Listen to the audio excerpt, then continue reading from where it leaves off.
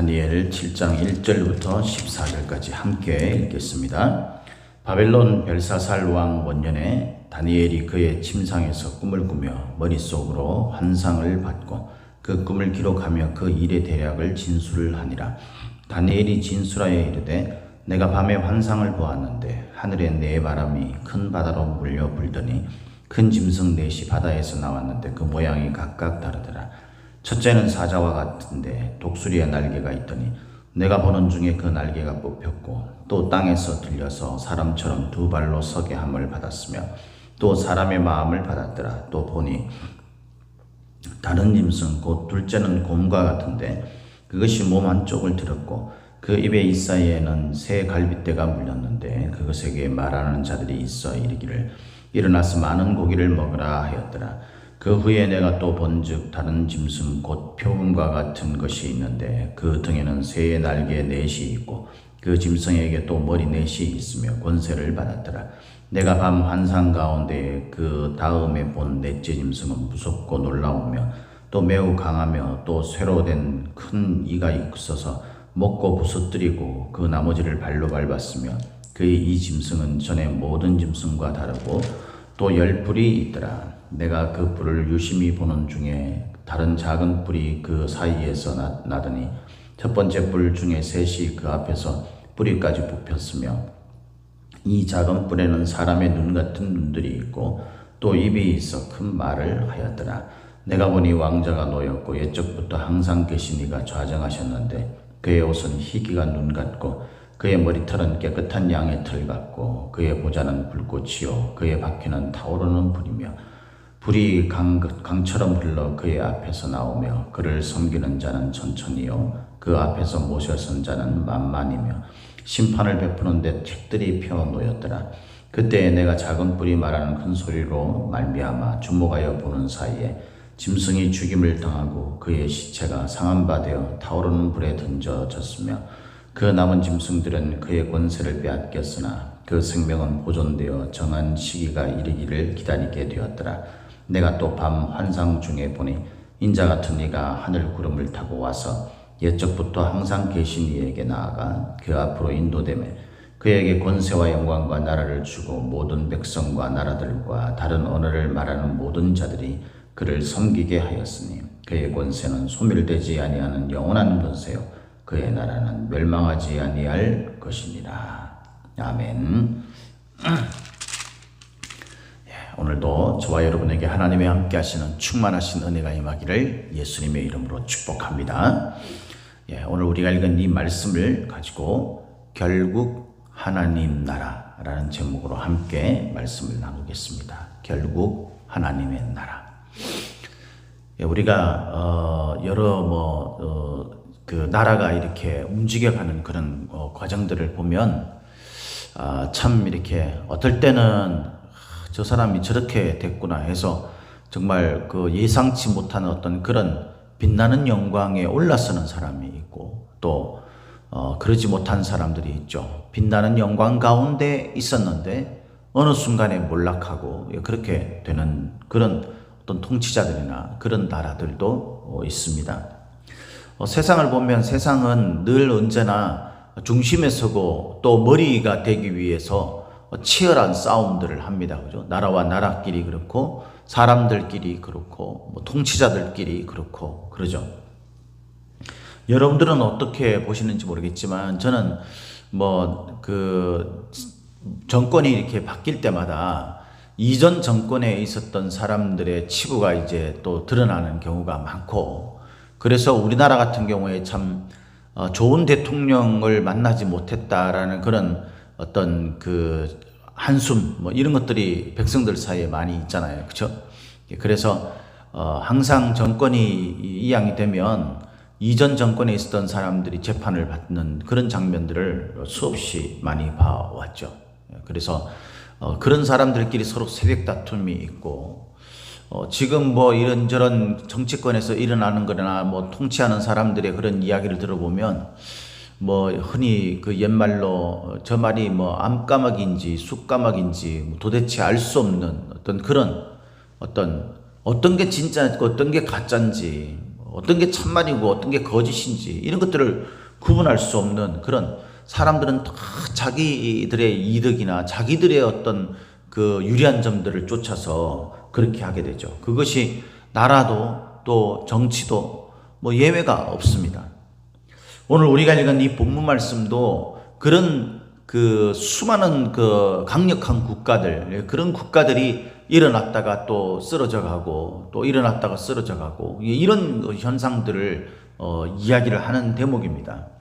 오늘 본문의 배경은 바벨론 벨사살 왕 원년이라고 해서 우리가 그 6장에 봤던 그 다리오 왕, 이것은 이제 나라가 바뀐 거죠. 메데파사라는 나라로 변하게 된 거고, 이게 지금 바벨론 그전 시대로 다시 이야기를 하는 거예요. 시대적으로 볼 때에 이전 거를 다시 이 부분에 이제 배치를 해서 넣은 거죠.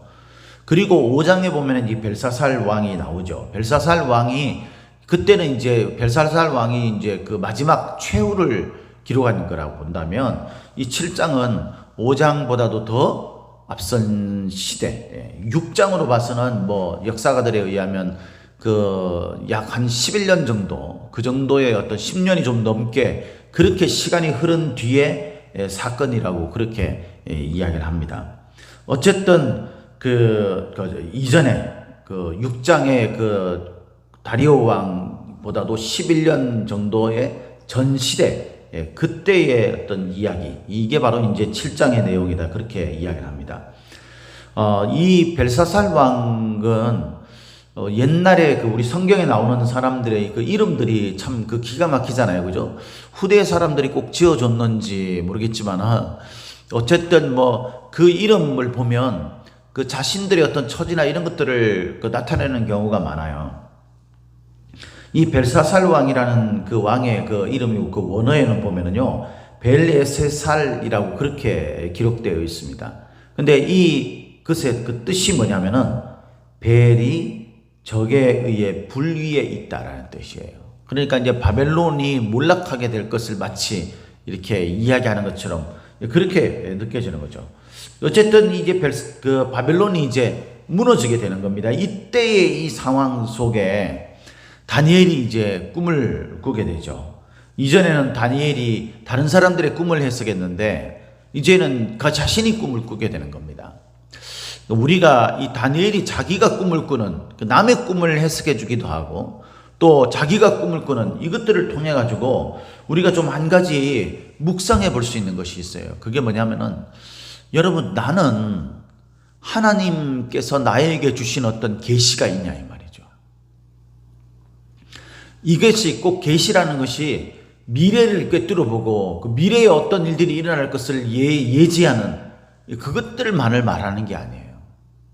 하나님이 지금 현재의 내 모습이라든가 또 우리가 앞으로 어떻게 해야 될 것에 관한 강력한 메시지라든가 이런 어떤 하나님의 나를 향한 직접적인 계시, 이것이 나에게 지금 있는가? 만약에 이것이 없다면 여러분, 우리는 눈, 귀가 감겨서 살고 있는 사람과 같습니다. 분간을 할 수가 없는 거죠. 알 수가 없어요. 그러면 우리가 그 어떤 상황이나 시대의 흐름이나 이런 것들에 대처할 수도 없는 거죠. 그래서 여러분, 이것은 굉장히 중요한 것입니다. 믿는 사람들이 하나님으로부터 나에 대해서 조명되어지고 내가 살아가는 삶에 대해 조명되어지고 또 이 내가 앞으로 어떻게 해야 할 것인가에 대해서 하나님의 그 분석하시고 또 나로 하여금 가르쳐 주시는 그런 하나님의 계시, 그 하나님이 나에게 말씀하시는 그 말씀들을 우리가 잘 분별하고 듣는 눈이 있고 귀가 있는 것은요, 우리 인생에 있어서 너무도 중요한 일입니다. 저와 여러분들에게는 그런 것이 있습니까? 그저 나에게 주어진 어떤 내 현실의 문제에 부딪혔다가 절망하고 또 좀 나아지면은 또 내가 즐기는 삶으로 돌아가고 이런 식으로 우리가 시대를 꿰뚫어보는 눈, 해안 통찰력 이런 것들이 없는 상태로 살아가는 그런 사람들이 되어서는 안 돼요. 특히 그리스도인들은 하나님께서 나에게 무엇을 가르쳐 주시는가, 그것을 분명히 깨닫고 그 안에서 하나님의 뜻 가운데서 살아가려는 그런 삶의 모습이 있어야 돼요. 하나님께서 우리에게 가르쳐주시는 그것들을 제대로 볼 수 있는 눈이 있어야 합니다. 그 하나님이 가르치신 눈을 통하여서 내가 살아가는 세상이 지금 하나님의 관점에서는 어떻게 되어져 가는지 이것을 보는 눈이 있어야 합니다. 지금 코로나19가 지금 이렇게 되어 있을 때 이것이 과연 나에게는 무슨 의미인가, 이것을 볼 수 있는 눈이 있어야 돼요. 이것들을 바라볼 수 있는 통찰력이 있어야 돼요. 하나님의 뜻을 깨달을 수 있는 어떤 그런 계시가 있어야 돼요. 그저 여러분 아무런 생각 없이 신앙적 관점 없이 우리가 살아간다면 불신앙의 그 모습과 불신자들의 모습과 우리가 다를 바가 뭐가 있겠냐 말이죠. 남의 꿈이나 해석해주고 남들에게 어떤 그런 이야기나 하지, 실제로 나에게 하나님께서 가르쳐주시는 어떤 뜻, 의미, 이것들이 없다면 여러분 그것이 무슨 의미가 있겠냐 이 말이에요. 다니엘은 다른 사람들의 꿈을 해석해주는 하나님의 굉장한 그런 은혜를 받은 사람이죠. 그런데 하나님은 다니엘에게 이 시대를 바라볼 수 있는 눈과 그리고 앞으로 어떤 산들이 어떤 일들이 펼쳐지게 될 것인지에 대한 해안을 분명히 가르쳐 주셨다는, 그것을 분명히 깨달았다는 거예요. 보게 되었다는 거예요. 그것에 의하면 이 앞서 이야기했던 다니엘의 꿈에서 우리가 느부갓네살의 꿈에서 우리가 봤듯이요, 이 네 나라의 시대가, 이 네 제국의 시대가 흘러가게 될 것에 대해서 이야기하죠. 첫 번째는 이제 바벨론 시대이기 때문에 바벨론에 관해서 이야기합니다. 그것은 마치 사자와 같다라고 이야기를 합니다. 여기에 나오는 독수리의 날개가 어떤 의미이고 사람의 마음을 받았다 그리고 다른 짐승 이런 그 의미들을 우리가 이 시간에 다 나누기는 어려울 거예요. 그러나 여러분, 우리가 분명한 것은요, 이 시대가 어떤 나라들을 통해 가지고 이렇게 흘러왔는지 그 역사가 지금 예언되어져 있는 대로 그렇게 진행되어 왔다라는 것은 틀림없는 사실입니다. 그죠? 첫째 사자는 바벨론이고요. 둘째에 나오는 이 곰은 메데바사를 말하는 거죠. 메데파사. 이 메데파사가 지나고 난 다음에는 표범과 같다 그랬어요. 6절에. 그죠? 그 6절에 나오는 표범은 바로 알렉산더 제국이죠. 제국. 예, 알렉산더. 그리고 네 번째 나오는 것은 학자들마다 의견이 좀 분분하기는 한데, 대체로의 어떤 그런 그 말이 뭐냐면은, 넷째는 이전 짐승과는 전혀 다른 아주 강력하고 아주 무서운 그런 것이라고 이야기했죠. 그죠? 그러니까 이것을 로마 제국이라고 흔히 이야기를 합니다. 그도 그럴 것이, 거기에 있는 로마 제국의 새 뿔 이런 것들을 보면, 그리고 열 개의 뿔 이런 여러 가지 그 상징적인 의미들을 보면, 이 로마 제국이나 이런 것들이 또 통치했던 사람들, 새 뿔 이런 것들 통치했던 사람들, 이런 것들이 그 역사적인 그 상황과 잘 맞아 떨어지게 되는 거죠. 안티오쿠스 4세 이런 사람들, 그런 것들과 맞아 떨어지게 되는 것이어서 이것이 이제 시대적으로 예언되어진 것들이 그대로 역사적으로 이루어졌다라는 사실이에요. 우리가 하나님으로부터 하나님이 말씀하시는 그 가르침에 집중했을 때, 우리가 지금 현재 되어져가는 그 상황에 대해서 미래에 무슨 어떤 특정한 일들이 일어날 것이다, 이런 식으로 우리가 알 수 없을지는 모르지만요, 분명한 사실은 믿는 사람들은 이 시대가 과연 어떤 의미이고 이것이 앞으로 어떤 식으로 진행될 것이라는 데 대한 분명한 사실은 깨달을 수 있어요. 하나님 앞에 기도하면서. 그러면 이제 거기에 대해서 우리가 준비하고 대비할 수 있는 거죠. 이런 우리의 하나님의 가르침에 그 깨달음이 있느냐, 이것은 너무나 중요한 사실이라는 거예요. 저와 여러분들에게는 그것이 있습니까, 여러분? 이것을 통해서 결국 하나님이 말씀하시는 것이 뭡니까? 그것은요, 시대가 아무리 좋아져 보이고요, 대단하져 보이고 강력해 보여도, 마지막에는 이 다니엘조차 두려움을 느낄 정도의 그런 짐승이라고 그랬잖아요. 그렇게 돼서 이제는 이 나라가 영원히 갈 것 같아도요, 세상의 나라는 그렇지 않다는 거예요. 세상은 결국 어떻게 될 것입니까? 몰락하게 될 것입니다. 하나님 앞에 심판을 받고 끝장나는 날이 올 거예요. 우리가 이 하나님의 가르침, 이 눈을 우리가 보고 가지고 있다면 여러분, 우리가 세상에 연연해서 살 필요가 없는 거죠. 세상에 매여서 살 필요가 없어요. 세상이 나에게 좋은 것을 준다고 내가 막 좋아가지고 날뛰고, 세상이 나에게 좀 별로 안 좋은 상황 속에 던져져 있다, 세상 속에서 던져져 있다고 해서 내가 절망하고 좌절하고 불평하고 그렇게 살 이유가 없는 거예요. 왜? 우리에겐 하나님의 나라가 있잖아요. 하나님의 나라. 이 나라에 대해서 우리가 정말 중요하게 봐야 될 그런 대목이 뭐냐면, 우리가 1절부터 8절까지 말씀도 봐야 되겠지만, 정말 중요한 말씀은 9절부터 나오는 말씀이죠. 옛적부터 항상 계신 자, 누굽니까? 하나님이시죠. 하나님. 그리고 여기에 나오는 인자 같은 이 누구세요? 이런저런 이야기들이 있어요. 인자 같은 이가 이제 그 성도들을 말한다, 교회들을 말한다, 이렇게 이야기하기도 하는데, 우리가 인자 같은 이의 보편적인 해석은 예수 그리스도를, 메시아를 말하는 거죠. 예수 그리스도가 통치권을 가지게 됩니다. 그리고 아무리 대단해 보이고 날뛰어 보이고 도저히 지지 않는 핵처럼 보이는 그런 나라들도 결국 심판받게 돼요. 이 말씀 가운데서 제 마음속에 부딪혀온 그런 은혜의 말씀이 있었어요. 그게 뭐냐면 12절 말씀에 이렇게 되어 있습니다. 그 남은 짐승들은 그의 권세를 빼앗겼으나 그 생명은 보존되어 정한 시기가 이르기를 기다리게 되었더라. 정한 시기. 우리가 볼 때는 막 세상이 대단해 보이잖아요. 왜냐하면 세상 속에 우리가 살고 있으니까. 그 세상에 이렇게 막 험한 풍파에 시달리고 부딪히다 보면요, 우리가 좀 버겁다라는 느낌이 들죠. 그러니까 세상이 대단해 보여요. 그 속에서 잘 나가는 사람 보면 막 부럽기도 하고 그러죠. 그런데 여러분, 정한 시기 속에서 그런 거예요. 결국 하나님 앞에 심판을 받게 됩니다. 그게 말씀에 보면 이런 말씀이 있잖아요. 9절에 보니까 이렇게 되어 있어요. 내가 보니 왕자가 놓이고 이 세상의 모든 통치를 다스리고 통치하는 왕자가 놓이게 되는 거예요. 그게 옛적부터 하나님은 알파와 오메가가 되십니다. 믿습니까?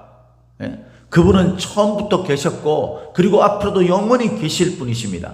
나라는 일어났다가 쓰러지고, 대단한 사람들도 아주 권세를 얻은 것처럼 하다가 몰락되어지고 결국에는 죽음으로 끝나는 그런 인생들이지만, 하나님은 알파와 오메가, 처음부터 마지막까지, 아니 처음과 마지막이 없으신 그런 분이시죠. 그분이 좌정하셨는데 그의 옷은 희기가 눈 같고 그의 머리털은 깨끗한 양의 털 같고 그의 보좌는 불꽃이요 그의 바퀴는 타오르는 불이며, 얼마나 위엄이 있는, 그 권세와 위엄이 있는 모습이 보이잖아요. 근데 이분이 어떻게 하시는 거예요? 10절에 보니까 불이 강처럼 흘러 그의 앞에서 나오며 그를 섬기는 자는 천천히요 그 앞에서 모셔선 자는 만만이며 심판을 베푸는데 책들이 펴 놓였더라. 하나님은 심판하시는 분이에요. 우리도 세상의 권세 잡은 자들도 다 정한 시기가 되면 그 앞에 서게 될 것입니다. 그때 우리가 하나님 앞에 믿음을 가졌느냐 그렇지 않느냐, 하나님을 인정하고 그 앞에 우리가 그를 섬기는, 천천히 되고 만만히 되느냐 그러지 않느냐가 결정이 나는 거예요. 여기 보면 작은 뿔이 큰 소리를 낸다, 큰 말을 한다, 이런 이야기가 나오잖아요. 몇 군데 나옵니다. 그죠? 근데 그 큰 소리 큰 말이 뭐냐면요, 신성 모독하는 행위를 말하는 뜻이래요. 하나님을 모독하는. 세상의 사람들은요, 자기가 힘이 있고 자기가 뭔가 자기 삶의 주인이 되어 있는 사람들은요, 하나님을 믿는 사람들을 이해하지는 못해요. 그리고 그를 욕하죠. 어제 저는 보지를 못했는데 제 아내가 그걸 보고 막 속이 상해가지고 이야기를 하더라고. 그게 뭐냐면 MBC 뉴스에 기독교에 대해서 이 부정적인 그런 뉴스를 보도를 했는데 아주 대놓고 막 그렇게.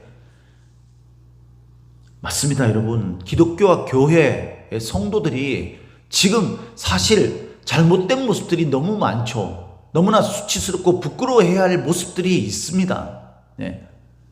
우리가 하나님을 믿는다는 것은요, 품이 있는 모습을 가지는 거예요. 세상 사람들이 볼 때 저 사람들은 정말 인격적으로나 어떤 면에서는 정말 다르구나 라는 것을 느끼는 거예요. 예.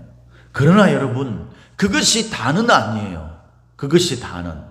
정말 믿는다라는 것은요, 하나님의 권세 앞에 있다라는 거예요. 그 권세가 결국 우리를 하나님 앞에서 함께 천천히 되고 만만히 되어서 그 영광과 이 나라, 이 모든 것 가운데 백성이 되게 하는 그 능력, 그 권세, 그 위엄을 우리도 함께 가지게 하셨다라는 의미예요. 그러면 여러분, 세상이 우리에게 그렇게 이야기를 하기 전에 우리 자신이 그렇게 아둥바둥 세상을 향해서 그렇게 할 필요가 없는 거죠. 예? 정말 세상을 향해 정의를 말하고 의로움을 외치고 자기밖에 모르는 것이 아니라 이런 하나님의 사랑과 은혜에 대해서 다른 사람들이 알도록 그렇게 선포하고 그것을 삶으로 그렇게 베풀 줄 아는 그런 교회, 그런 성도가 되어야 되는 거죠. 그런 자신감이 있어야 되는 거예요. 우리가 환경과 여건에 따라서 내가 주눅 들고 내가 막 사람들 앞에서 군림하듯이 그렇게 하고 이런 것이 아니라는 거죠. 왜? 우리는 정한 시기가 되면 하나님 나라에 그 권세와 통치 가운데 함께 서게 될 것이잖아요. 악한 마귀는요, 결국 정한 시기가 되면 하나님 앞에 심판을 받고 끝장나는 날이 옵니다. 이 믿음을 가지고 우리가 산다면 지금도 하나님이 나를 통치하시고 다스리시고 이 수많은 그런 대단한 국가들이 일어났다가 지게 하는 그 역사를 이루셨던 그 하나님이 나의 역사도 지금 현재의 역사도 이루어 가실 것이잖아요. 그러니까 여러분, 지금이 하나님이 나와 함께 하시면 굳이 지옥이 되지 않아도 되는 거예요. 그런 마음에 하나님 나라, 결국 나는 하나님의 나라에 있다. 결국은 하나님 나라만이 서게 될 것이다. 이 믿음이 우리에게 있다면 사랑하는 성도 여러분, 우리가 오늘도 좀 더 믿음에 대한 자부심을 가지고요, 좀 당당하게 어깨 펴고, 코로나19로 인해서 막 우리가 힘든 상황들이 많지만 여러분, 물질적으로 또 환경적으로 힘든 부분들이 있지만 여러분, 그것이 우리를 어떻게 하지 못한다는 것을 우리가 믿는 믿음이 있다면 지금 하나님 나라에 있는 하나님 나라의 백성답게 그렇게 주님이 주시는 은혜를 누리고 시대를 꿰뚫어보는 통찰력을 가지고 오히려 악한 시대를 향해 그렇게 쫓아가고 있는 그런 이 세대를 향해서 주의 말씀을 선포하고 그렇게 전할 수 있는 당당한 신앙생활, 그런 믿음의 삶을 살아가는 저와 여러분들이 되시기를 예수님의 이름으로 축복합니다. 축복합니다. 기도하시겠습니다.